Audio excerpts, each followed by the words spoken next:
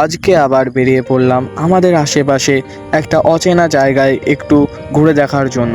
গন্তব্য পুরনো একটা কালী মন্দির, কিন্তু মন্দিরে পৌঁছানোর আগে রাস্তার দুই পাশে গাছপালা আর আশেপাশের প্রকৃতি দেখে মনে হলো আজকের ভিডিওটা শুধু মন্দির নিয়েই হবে না।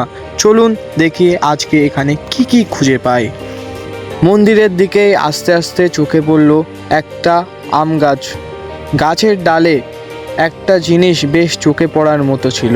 এখানে আগাছার মতো কিছু জায়গা জন্মেছে। গ্রামের দিকে এমন অনেক জিনিস আমরা দেখি, কিন্তু আমরা তেমনভাবে খেয়াল করি না। আর এই রাস্তার দিকে হাঁটতে হাঁটতেই চারপাশটা দেখতে বেশ ভালোই লাগছিল। শহরের মতো কোনো ব্যস্ততা নেই, শুধু গাছপালা, গ্রামের পরিবেশ আর একটা শান্ত ফিল দিচ্ছিল। তো গাইস, আমি এক জায়গায় এসি, চলো তোমাদেরকে দেখায়। এক রকমের ফল আছে এই জায়গায়, খুবই বিরল, সহজে দেখা যায় না, কিন্তু ফলটার নাম আমরা সঠিক জানি না। এই দেখো, আর গাছটা দেখো কত মোটা, গাছটা দেখো কত মোটা। আমি যদি এইভাবেও ধরি আমার মতো 4-5টা লাগবে, কত মোটা। আর এই যে ফল,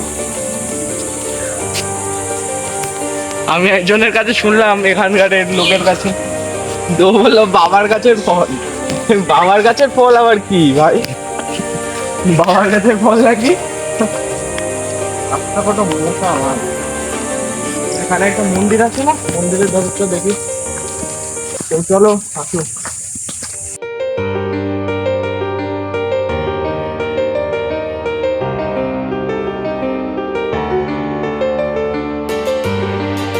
কি হয় এই ফল নিলে? বাড়ি দিলে বাড়ি কি হয়? এই ফল বাড়ি নিয়ে গেলে বাড়ি সাপ চলে যায়। সাপ চলে যায়? এটা ঠিক ফল গাছ, তাই তো? ও, বুঝতে পেরেছি। এই গাছে সাপ থাকে। সাপ থাকে? তা যে মনসা পুজো, তা মনসা পুজো হয় না এখানে? হ্যাঁ, ওই তো হচ্ছে।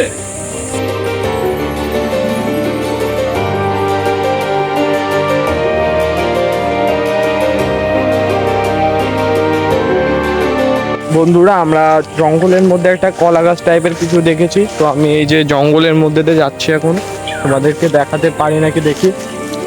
এই জায়গাতে ভাই সাপ টাপ নেই তো? তাই না, কি আর হবে। এই দেখো কলা গাছটা, এর গোড়া এই দেখো, উপরে পাতা।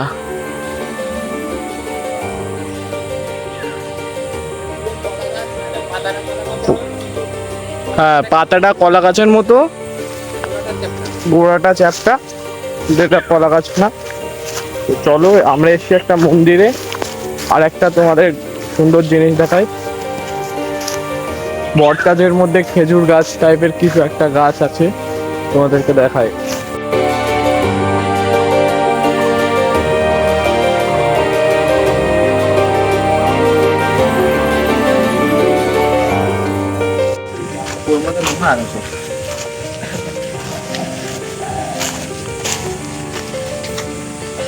এই কোর মধ্যে এখন তো ব্যাপক নোংরা, আগে জল তোলা হতো এখান থেকে, তাই তো? এটা কি ভাই, সমাধি? মূর্তিটা কার?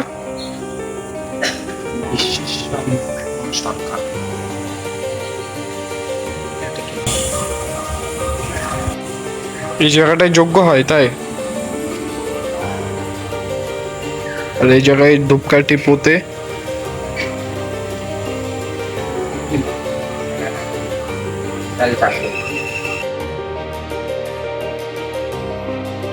এই গাছে মনে হয় মানত করার জন্য এগুলো ঝুলিয়ে রেখেছে, মনস্কামনার। এই যে পুরো গাছ ভর্তি। আর সামনে চল, এই দেওয়ালেও রয়েছে। এই যে হ্যাঁ, মানত করে নাকি পরে খুলে আসে, খুলে দিয়ে। এই যে পিছনেও রয়েছে, পিছনেও রয়েছে গাছে। তো আমার বন্ধু তোমাদেরকে কিছু বলবে, তো বল। বন্ধুরা, আমরা যেখানে এসেছি এটা হচ্ছে একটা কালী মন্দির, আর এটা খুবই জাগ্রত। আর এই পিছনে এই যে গাছটা, এখানে সবাই মানত করে আর মনস্কামনা যার থাকে সেটা করে। তাই এখানে এরকম প্যাকেটে ইট ঝুলিয়ে রেখে যায়, তারপরে মনস্কামনা পূর্ণ হলে ইটটা খুলে ফেলে এখান থেকে। আর এটা খুবই একটা জাগ্রত মন্দির, বেশিরভাগ লোকের মনস্কামনা সব পূর্ণ হয়। জোরে বল। এর খুব সুন্দর একটা ব্যাপার। তাহলে আরো আসো, তোমাদের একটু আশপাশে ঘুরে দেখাই। ওখানটায় একটা আসলে আলাদা মতন একটা নির্ঝুম, মানে পুরো শান্ত এলাকা, মানে আশেপাশে যেরকম চেল্লামিল্লি ব্যাপার, এখানে আশা করতে একটা গা ছমছম, পুরো একটা নির্ঝুম টাইপের ব্যাপার চারিদিকে। কোনো আওয়াজ ফাওয়াজ সেরকম হয় না, আর একটা আলাদা ব্যাপার। আমার আগের শোনা কথা, এখানে স্বয়ং নাকি আগে জোরে বল। এখানে স্বয়ং আগে মা কালী সামনে এই পুকুরটায় এখানে স্নান করতে যেত। আর একদিন একটা লোক, মানে সেই পূজারী একটা লোক, মানে ওখানে ভুল করে, মানে উনি দেখতে গেছিল শয়তানি করে যে মা কালীকে আজকে দেখবো সচক্ষে, তারপরে আমি দেখতে গেলাম, তারপর থেকে তারপরে ওই লোক আবার মারা যায়। এরকম বিভিন্ন রকম ঘটনা আছে, আর উক্ত ঘটনা এগুলো সবই, কিন্তু আমি সঠিক জানি না, এরকম আছে, আমি টুকটাক মনে হয় শুনেছি। তা আরও তোমাদের দেখায়, ওই সাইডে আরও সুন্দর সুন্দর কিছু ভিউ পয়েন্ট আছে, সেগুলো দেখাচ্ছে তোমাদের।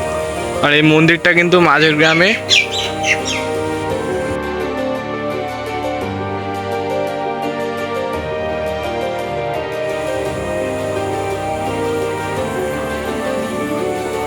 তো ব্যাপক সানসেট হচ্ছে, এই দেখো। মন্দিরের চূড়াটা নেই না।